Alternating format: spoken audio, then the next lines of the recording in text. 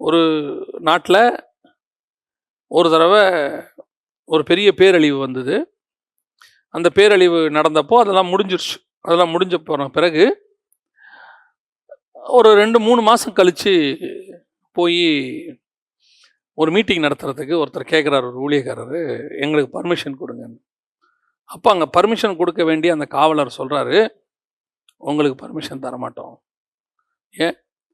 ஒரு 3 மாதத்துக்கு முன்னாடி ஒரு பேரழிவு வந்துச்சே, இந்த ஏரழிவோட நடந்துச்சே, உங்களுடைய ஸ்தாபனத்துலேருந்து நீங்கள் என்ன செஞ்சீங்க? சட்டப்படி அதில் வேற, அதை விட்டுருவோம். அவர் சொல்கிறாரு, என்ன சார் நீங்கள் மீட்டிங் நடத்துறதுக்கு மட்டும் வரீங்களே, இவ்வளோ பாதிக்கப்பட்டு இத்தனாயிரம் பேர் இங்கே சாப்பாடு வீடு இல்லாமல் இருந்தாங்களே, நீங்கள் எதாவது செஞ்சீங்களா? நீங்கள்லாம் இப்போ பிரசங்கம் பண்ணி என்ன சார் ஆக போகுதுன்னு நான் பிலீவர் கேட்குறாரு. பார்த்தா அந்த காலகட்டத்தில் நம்ம ஆட்களே நிறைய பேர், முகம் தெரியாதவர்கள், பேர் தெரியாதவங்களாம் போய் இறங்கி என்ன பண்ணியிருக்காங்க, செஞ்சுருக்காங்க. அது அவருக்கு மனசில் பதிஞ்சிருக்கு.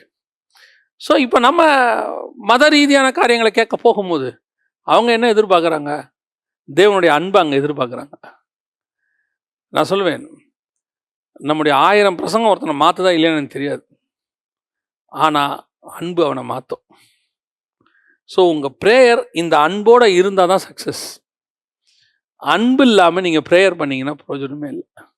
இயேசுநாதருடைய எல்லா ப்ரேயருக்கும் ஏன் இதாக பதில் கொடுத்தாருன்னா, இயேசுநாதர் அன்போடு சேர்ந்து தான் செஞ்சார்.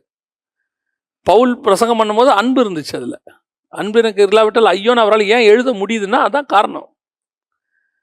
இன்னைக்கு நமக்கு மினிஸ்ட்ரி ஒரு கடமை ஆயிடுச்சு. சார் ஒர்க், அந்த ஒர்க்கில் ஒரு பார்ட் ப்ரேயர். ஆஃபீஸ் 5 மணி நேரம் நடக்குதுன்னா 8 மணி நேரம் நடக்குதுன்னா அதில் 1 ஹவர் கண்டிப்பாக ஜோம் பண்ணணும்னு கிறிஸ்டின் ஆஃபீஸ்லாம் போட்டு வச்சுருக்காங்க. வரவங்களும் அது 1 ஹவர் ஜோம் பண்ணுறாங்க. பட் வாட் இஸ் ரிசல்ட்டே இருக்காது.